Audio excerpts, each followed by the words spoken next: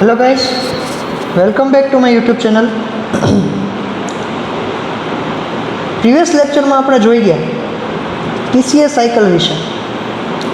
TCA સાયકલમાં carbon dioxide અને water molecules એ રિમૂવ થતા હતા। એમાં એ જે પ્રોસેસ છે એમાં જે આપણને એટીપી મળતા હતા, જે એટીપીનો આપણે યુઝ કરીએ છીએ એનર્જી તરીકે। ત્યાર પછી આપણે રેગ્યુલેશન જોયું હતું। રેગ્યુલેશનમાં 3 અલગ અલગ રેગ્યુલેટરી ફેક્ટર હતા કે સિટ્રેટ સિન્થેટેઝ, આઇસોસિટ્રેટ ડિહાઇડ્રોજિનેઝ અને આલ્ફા કીટો ગ્લુટેરેટ ડિહાઇડ્રોજિનેઝ। એ ક્યાં કઈ રીતે વર્ક કરતા હતા એ આપણને ખબર છે કે ભાઈ સિટ્રેટ સિન્થેટેઝનું કામ શું, તો કે એ સિટ્રેટ બનાવવાનું। તો સિટ્રેટ છે, જો તમને અહીંયા ફિગરમાં બતાવું તો તમને દેખાય છે કે સિટ્રેટ છે એને આપણે ઇન્હિબિટ કરવો હોય, બરાબર છે, તો એ ઇન્હિબિટ કઈ રીતે કરી શકાશે? જો આ બાજુ તમને સિટ્રેટની નીચે ઇન્હિબિટેડ બાય એટીપી એન્ડ સિટ્રેટ, કે જે એસિટાઇલ કોએ છે એને ઓક્ઝેલો એસિટેટ સાથે એ પોતે બાઇન્ડ નહીં થવા દે, અને બાઇન્ડ ન થવા દે તો સિટ્રેટ બને નહીં, અને સિટ્રેટ ન બને તો આપણે જે પ્રોસેસ આગળ વધારવી છે એ નહીં થાય। રેગ્યુલેશન કરવાનું કારણ જ એ હતું કે જો એને વધારે પ્રમાણમાં એ પ્રોસેસ બનતી હોય તો એ પ્રોસેસ થવા ન દેવી, કારણ તો કે જરૂરી હોય એટલી જ પ્રમાણમાં એટીપી સિન્થેસિસ થવું જોઈએ। બીજું છે આઇસોસિટ્રેટ ડિહાઇડ્રોજિનેઝ, કે ભાઈ આઇસોસિટ્રેટ ડિહાઇડ્રોજિનેઝનું વર્ક શું હતું, તો કે આઇસોસિટ્રેટમાંથી એ પોતે આલ્ફા કીટો ગ્લુટેરેટ બનતો હતો, જો અહીંયા તમને દેખાય છે। હવે એમાં શું કરશે કે ભાઈ એ એક્ટિવેટ કોનાથી થાય છે? એડીપીથી, અને ઇન્હિબિટ જો એટીપીમાંથી એડીપી બનશે, ડાયફોસ્ફેટ બને, બરાબર છે, તો એ જે ડાયફોસ્ફેટ બન્યો છે તો એનાથી એક્ટિવેટ થાય, પરંતુ જો ડાયફોસ્ફેટની જગ્યાએ એક ફોસ્ફેટ મોલેક્યુલ વધુ આવી જાય અને ટ્રાયફોસ્ફેટ બની જાય, એટલે કે એટીપી બની જાય, તો એ એટીપીથી પોતે શું થશે? ઇન્હિબિટ થશે। ઇન્હિબિટ મીન્સ એ સ્ટોપ થઈ જશે, જો અહીંયા તમને ફિગરમાં દેખાય છે કે ભાઈ ઇન્હિબિટેડ બાય એટીપી એન્ડ એનએડીએચ, એટલે સ્ટિમ્યુલેટ નહીં થાય, અને સ્ટિમ્યુલેટ ન થાય એટલે એડીપી બનવાનો નથી, અને એડીપી ન બને તો આપણો જે આઇસોસિટ્રેટમાંથી આલ્ફા કીટો ગ્લુટેરેટ નહીં બને, જે આગળની પ્રોસેસ સ્ટોપ કરી દેશે। થર્ડ વન હતું એ આલ્ફા કીટો ગ્લુટેરેટ, કે જે ઇન્હિબિટ બાય સક્સિનાઇલ કોએ, કે જે અહીંયા આપણને એસિટાઇલ કોએ જે બન્યો છે એ સક્સિનાઇલ કોએ અને એનએડીએચથી એ પોતે સક્સિનેટ બનવા માટે એ પોતે કેપેબલ નહીં હોય। થર્ડ વન અહીંયા દેખાય છે, ઇન્હિબિટેડ બાય સક્સિનાઇલ કોએ એન્ડ એનએડીએચ, કે જેને કારણે એ શું થશે? કાર્બન ડાયોક્સાઇડ બનશે નહીં। આટલી વસ્તુ જોયા બાદ પછી ફરીવાર આપણે જોઈએ કે ભાઈ આ વસ્તુ ક્યાં થાય છે, કે availability of ADP is very important for the citric acid cycle to process, કે ભાઈ એડીપીની અવેબિલિટી આપણે હમણાં જોયું કે એડીપીની જેટલી જરૂરિયાત છે એની જો એની પ્રેઝન્સમાં અવેબિલિટી હોય તો સિટ્રિક એસિડ સાયકલ પ્રોસેસ આગળ હકાવે, પણ જો એ નહીં હોય તો એની શું થઈ જશે? સ્ટોપ થઈ જશે। This is due to the fact that unless sufficient level of ADP are available, એટલે ફેક્ટ વાત છે આ કે ભાઈ એનું લેવલ કેવું, તો કે સફિશિયન્ટ, જેટલું જરૂરી છે એટલું જ લેવલ એમાં જોવા મળશે, અને એડીપી છે એ અવેલેબલ રહેશે। હવે જો એનું ઓક્સિડેશન થાય તો ઓક્સિડેશન થતાં એ ફોસ્ફોરાઇલેશન પ્રોસેસમાંથી એડીપીમાંથી ડાયરેક્ટ એટીપી બની જશે। Of NADH and FADH twice through electron transport chain stop, એટલી વસ્તુ થશે એટલે ઇલેક્ટ્રોન એટીપી જે ઇલેક્ટ્રોન ટ્રાન્સપોર્ટની જે ચેઇન છે એ શું થઈ જશે? બંધ થઈ જશે, અને બંધ થઈ જતાં એ આ પ્રકારની રચના આપણને જોવા મળે કે ભાઈ સ્ટોપ થઈ જાય। આપણે જે સ્ટોપ કરવાની વર્ક છે એ જ આપણે જોયું। ત્યાર પછી શું કહે છે? The accumulation of NADH and FADH will lead to inhibition of the enzyme, કે ભાઈ આ જે કોએન્ઝાઇમ્સ છે FADH અને NADH છે એ કોએન્ઝાઇમ્સ કહેવાય છે, કે અથવા તો કોફેક્ટર કહેવાય, કે જે એન્ઝાઇમને એક્ટિવેટ કરે, પરંતુ જો એની સાથે બાઇન્ડ નહીં થાય તો બાઇન્ડ ન થાય તો એ પોતે ઇન્હિબિટ કરે। એક્ટિવેટ કરતા હોય ક્યારે? જ્યારે એની સાથે જોડાય, પણ જો એક્ટિવેટ ક્યારે નહીં કરે કે એની સાથે જોડાય નહીં, અને કેવું તો કે ક્યારે સ્ટાર્ટેડ એબોવ કે ભાઈ શરૂઆતમાં આ પ્રોસેસ થઈ ગઈ, and also limits the supply of NAD plus and FAD which is essential for TCA cycle to process. TCA cycle process કરવા માટે FAD અને NAD ની જરૂર પડશે, પણ NADH અને FADH ની જરૂર નહીં પડે જો એને સ્ટોપ કરવી છે તો. આટલી વસ્તુ જોયા પછી, આ રેગ્યુલેટ થઈ ગયા પછી હવે આપણે ગ્લાયોક્સાઇલેટ સાયકલ વિશે જોવાનું છે. ગ્લાયોક્સાઇલેટ સાયકલ એ કેવું છે? એ મોટા ભાગે ફેટી એસિડ અથવા તો કોઈ લિપિડ સબસ્ટન્સ હોય ત્યાં મોટા ભાગે એમાં કન્વર્ટેશન થતું હોય, પણ જરાક આપણે જોઈએ કે એમાં પાયરુવેટ છે એ ફોસ્ફોઇનોલ પાયરુવેટમાં કેમ કન્વર્ટ થાય છે. જોઈએ, vertebrates can not convert fatty acid. હવે વર્ટિબ્રેટ્સ છે, વર્ટિબ્રેટ્સ મીન્સ કે જે આપણા સંધિપાદ જે કહેવાય એ પોતે ફેટી એસિડમાં કન્વર્ટ નથી કરી શકતા, એટલે કે ફૂડ જે છે એ સ્ટોર કરવા માટે ફેટી એસિડનો યુઝ નથી કરતા, બરાબર. વર્ટિબ્રેટ્સ અને or the acetate derived from them to carbohydrate. હવે એ મોટા ભાગે કાર્બોહાઈડ્રેટમાં એ પોતે વર્ક કરાવે છે. હવે જો એ ફેટી એસિડમાં સ્ટોર નહીં કરતા હોય અને કાર્બોહાઈડ્રેટમાં સ્ટોર કરતા હોય તો મોટા ભાગે એ ગ્લાયકોજન સ્વરૂપે એ પોતે સ્ટોરેજ કરતા હોય. શું સ્ટોરેજ કરતા હોય તો કે એનર્જી, જે એનર્જી કોઈ પણ ફૂડ દ્વારા મળેલી છે આપણે. Conversion of phosphoenol pyruvate to pyruvate કે જે આપણે કન્વર્ઝન થતું હતું, અને પાયરુવેટમાંથી acetyl CoA is so exergonic as to be essential irreversible.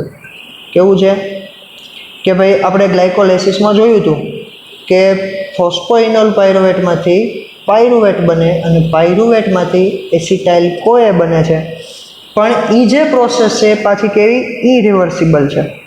એટલે ફરીવાર એ પાછો જો માનો કે એસિટાઇલ કોએમાંથી પાયરુવેટ બનાવવો હોય તો એ બનશે નહીં. If a cell cannot convert acetate into phosphoenol pyruvate, કે ભાઈ જો સેલ છે એ એસિટેટમાંથી ફોસ્ફોઇનોલ પાયરુવેટ ન બને તો acetate can not form phosphoenol pyruvate to glucose. અહીંની જ વાત આપણને ફરીવાર ફેરવીને કહી છે, પરંતુ એની ઉપરથી આપણને ખબર પડી ગઈ કે જે પ્રોસેસ છે એ કેવી તો કે ઇરિવર્સિબલ છે, કે બધું ફરીવાર પાછો ગ્લુકોઝ મોલેક્યુલ બને નહીં. પણ એમાં એક પ્રોસેસ થાય છે કે ભાઈ સ્ટાર્ટિંગ મટીરિયલ કેવું કે ભાઈ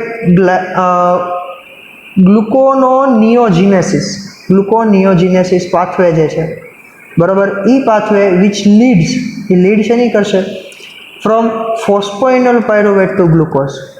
જ્યારે ગ્લુકોનોજેનિક પાથવે જે છે, ગ્લુકોનિયોજેનિક પાથવે કે જેમાં આજે which lead from phosphoenol pyruvate to glucose.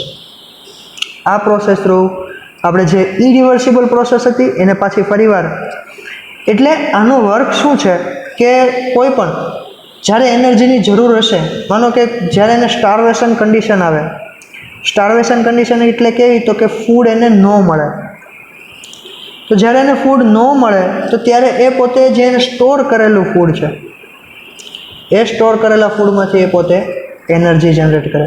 તો એ જે સ્ટોર કરેલું ફૂડ છે તો એને પાછું ફરીવાર ગ્લુકોઝમાં કન્વર્ટ કરવું જ પડે, કારણ કે ગ્લુકોઝ મોનોમર છે અને હંમેશા એનર્જી શેમાંથી મળશે? મોનોમરમાંથી. તો આ જે પ્રોસેસ છે આપણે અલગ અલગ રીતે જોતા હોઈએ છીએ. અને એ જે which lead from phosphoenol pyruvate to glucose without this capacity, આ જે કેપેસિટી છે, then a cell or organism is unable to convert fuels. કે ભાઈ જો આ પ્રોસેસ ન થાય તો એ જે કન્વર્ઝેશન છે ફ્યુલ મીન્સ કે જે આપણી એનર્જી સોર્સ જે કહીએ છીએ, અથવા તો એ જે મેટાબોલાઇટ જે આપણી પાસે છે metabolites, there are degraded into acetate. Like acetate કેવા તો કે ફેટી એસિડ અને certain amino acid. Fatty acid ને એમિનો એસિડ બંને ભેગા થતા હોય તો એ કેવું તો કે કાર્બોહાઈડ્રેટ તરીકે પોતે વર્તે છે. જો એટલી વસ્તુ આપણને ખબર હોય તો કે ગ્લુકોનિયોજિનેસિસ જે પાથવે છે એ ફોસ્ફોઇનોલ પાયરુવેટમાંથી ગ્લુકોઝનું કન્વર્ઝેશન કરી શકે. ગ્લુકોઝની પ્રોસેસ છે એ કેવી તો કે આપણે કાર્બોહાઈડ્રેટ થ્રુ એ પોતે થાય છે. જે અહીંયા આપણે જોઈએ આખી પ્રોસેસ અહીંયા બતાવે છે. ઇન મેની ઓર્ગેનિઝમ્સ અધર દેન વર્ટિબ્રેટ્સ, કે ભાઈ બીજા અલગ અલગ ઓર્ગેનિઝમ્સ છે જે વર્ટિબ્રેટ્સ સિવાયના, તો ગ્લાયોક્સાઇલેટ સાયકલ પોતે રન કરે છે. અમુક જે આપણે જોયા તે કેવું તો કે પેન્ટોસ ફોસ્ફેટ પાથવે એનર્જી માટે કન્વર્ટ કરતા હતા, એ જ વસ્તુ હવે ગ્લાયોક્સાઇલેટ સાયકલ થ્રુ એ પોતે પ્રોસેસ રન કરશે. It serve as a mechanism for converting acetate to carbohydrate.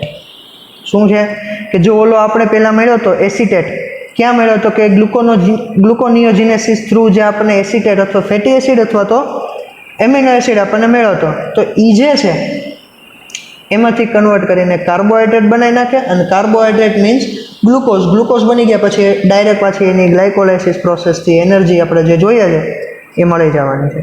પણ આ જે કન્વર્ઝન છે એ આપણે જોવાનું છે. In plants certain invertebrates and some micro organisms, કેટલા પ્લાન્ટ્સ, અમુક ઇનવર્ટિબ્રેટ્સ કે જે વર્ટિબ્રેટ્સ નથી. વર્ટિબ્રેટ્સ મીન્સ કેવા તો કે સંધિપાદ, જે પાછળ એના પોતે વર્બ રાખતા હોય, જે આપણે ઝૂઓલોજીમાં આપણે જોતા હોઈએ છીએ. વર્ટિબ્રેટ્સ જે કહીએ કે જેની પાછળ એને કરોડરજ્જુ જે સ્પાઇનલ કોડ હોય એ આવેલી હોય અથવા તો ન હોય, તે બધાને આપણે સંધિપાદ તરીકે ઓળખીએ છીએ. And some micro organisms including E coli and yeast. આટલી વસ્તુ જે છે, એટલા જે ઓર્ગેનિઝમ્સ છે, acetate can serve both as an energy rich fuel as a source of phosphoenol pyruvate to carbohydrate synthesis. આ જેટલી આપણે નામ જોયા, પ્લાન્ટ્સ, સર્ટેન ઇનવર્ટિબ્રેટ્સ, અમુક ઇનવર્ટિબ્રેટ્સ, સમ માઇક્રોઓર્ગેનિઝમ્સ, એમાં માઇક્રો ઓર્ગેનિઝમ્સમાં ઇન્ક્લુડ કોણ થયા તો કે ઈ કોલાઈ અને યીસ્ટ. યીસ્ટ શું છે તો કે ફંજાઈ છે, બરાબર. એ બધા જે છે એ એસિટેટ કેન સર્વ, જે એનર્જી રીચ ફ્યુલ છે, એ ફ્યુલને ફોસ્ફોઇનોલ પાયરુવેટમાંથી કાર્બોહાઈડ્રેટ સિન્થેસિસમાં કન્વર્ઝેશન કરી શકે, અને કરી શકે તો એ પોતે એનર્જી બનાવવા માટે કેપેબલ બને. ઇન ધ ગ્લાયોક્સાઇલેટ સાયકલ, હવે આપણે ગ્લાયોક્સાઇલેટ સાયકલ સ્ટાર્ટ કરીએ કે ભાઈ acetyl CoA condenses with oxaloacetate to form citrate. શેમાં કન્વર્ટ કરશે? ઓક્ઝેલો એસિટેટમાંથી એ સિટ્રેટમાં, અને સિટ્રેટ કન્વર્ટ ઇન્ટુ આઇસોસિટ્રેટ, અને આઇસોસિટ્રેટ એ પાછો કેમ આવી જશે તો કે સિટ્રિક એસિડ સાયકલ, TCA જે સાયકલ આપણે જોઈએ છે. આટલી વસ્તુ જોઈ. હમણાં આપણે ફિગર જોઈએ એટલે તમને વધારે ખ્યાલ આવશે. શરૂઆત ક્યાંથી કરવાની થશે? એસિટાઇલ કોએથી. એસિટાઇલ કોએ કન્વર્ટ થશે ઓક્ઝેલો એસિટેટમાં, ઓક્ઝેલો એસિટેટ કન્વર્ટ થશે સિટ્રેટમાં, સિટ્રેટ કન્વર્ટ થશે આઇસોસિટ્રેટમાં, અને આઇસોસિટ્રેટ કન્વર્ટ થઈ સિટ્રિક એસિડ સાયકલમાં પોતે પાછી એની સાયકલ છે એ રન કરશે. The next step however is not breakdown. પછીનું જે છે એ પોતે બ્રેકડાઉન નહીં થાય. કોનું તો કે આઇસોસિટ્રેટ બાય આઇસોસિટ્રેટ ડીહાઇડ્રોજિનેઝ, એમાં બ્રેકડાઉન ન થાય, બટ ધ ક્લીવેજ, જે એમાં જગ્યા વધી, ખાંચ પડી, ઓફ આઇસોસિટ્રેટ, કેમમાં ખાંચ પડી? Cleavage of isocitrate by isocitrate lysis. એમાં જે ભાગ પાડવાની જે ક્રિયા કરશે એ ભાગ પાડવાની ક્રિયા કોણ કરશે? એ આઇસોસિટ્રેટ લાઇસિસ. હવે લાઇસિસ હોય, લાયઝ હોય તો એ પોતે એને તોડવાનું કામ કરશે. કોને? આઇસોસિટ્રેટને. Forming succinate and glyoxylate. કેનું ફોર્મેશન કરશે? Succinate and glyoxylate. અને આ રીતે એ આખી પ્રોસેસ પૂર્ણ કરશે. લાસ્ટ જે આપણું છે એ આપણે જોઈએ એની પહેલાં આપણે ફિગર જોઈ લઈએ એટલે તમને વધારે ખ્યાલ આવે. જો અહીંયા એસિટાઇલ કોએ જો મોટા ભાગે તમારે આ કાર્બન પ્રોસેસ હોય એ તમારે લખવાની થતી હોય, પણ તમે ખાલી નામ લખો તો પણ એક્ઝામમાં ચાલે. એસિટાઇલ કોએ કોની સાથે? ઓક્ઝેલો એસિટેટ સાથે કનેક્ટ થાય. અને એ કનેક્ટ થઈ સિટ્રેટ સિન્થેટેઝ એન્ઝાઇમ થ્રુ એ શું બને સિટ્રેટ, અને સિટ્રેટમાં એ પોતે એકોનિટેઝ એન્ઝાઇમથી એ પોતે આઇસોસિટ્રેટ બને. આઇસોસિટ્રેટમાંથી સક્સિનેટ શું થશે રિમૂવ થશે આઇસોસિટ્રેટ લાઇસિસથી, બરોબર. એ રિમૂવ થશે સક્સિનેટ, અને સક્સિનેટ પાછું ક્યાં ઉપર ચડી જશે આપણે જે ગ્લાયકોલાઇસિસ ગ્લાયકોલાઇસિસ નહીં પણ આપણે ટીસીએ જે સાયકલ છે એ ટીસીએમાં એ સક્સિનેટ પહોંચી જાય. પણ સક્સિનેટ ન પહોંચવું હોય અને જો એને સેવ કરવું હોય તો ગ્લાયોક્ઝાઇલેટમાં જશે. આઇસોસિટ્રેટમાંથી ગ્લાયોક્ઝાઇલેટ બનશે, પાછું ફરીવાર એસિટાઇલ કોએને એડ થશે, અને એડ થયા બાદ જે મેલેટ બનશે અને મેલેટમાંથી પાછું ઓક્ઝેલો એસિટેટ પ્રોસેસ આખી બની જશે. એમાં ક્યાં ક્યાં એનએડી યુઝ થાય છે તો કે એક આ મેલેટ ડિહાઇડ્રોજિનેઝમાં એનએડીનું એનએડીએચ, અને ત્યારબાદ આ પ્રોસેસ થાય છે. જો એની જ પ્રોસેસ આપણે ટીસીએ સાયકલમાં જોવી હોય સક્સિનેટ બનવા બાબતે થઈને, તો અહીંયા તમે જોઈ જુઓ કે જે આલ્ફા કીટોગ્લુટેરેટમાંથી સક્સિનેલ કોએ બન્યું હતું, તો અહીંયા નીચે જો સાવ નીચે એ સક્સિનેટમાં ન જાય અને એની બદલે ડાયરેક્ટ એ મેલેટ સુધી પહોંચી જાય. જો આ બાજુ બાયપાસ કરી નાખે, ગુજરાતી ભાષામાં આપણે એને કહીએ તો કે એ રસ્તો બનેલી નવો કેનો તો કે ફટાફટ પ્રમાણમાં એનર્જી જનરેટ કરવા બાબતે થઈને મેલેટમાં બની જાય, અને મેલેટ એ પાછું સિટ્રેટ સિન્થેટેઝ બની જાય, અને સિટ્રેટ સિન્થેટેઝ બન્યા પછી એ પોતે ગ્લાયોક્ઝાઇલેટ સાયકલમાં એ પોતે આખી પ્રોસેસ થાય. હવે આપણે છેલ્લું ફકરો જોઈ લઈએ. The glyoxylate then condenses with a second molecule of acetyl-CoA to yield malate in a reaction catalyzed by malate synthetase. કયું રિએક્શન કેટેલાઇઝ થયું malate synthetase.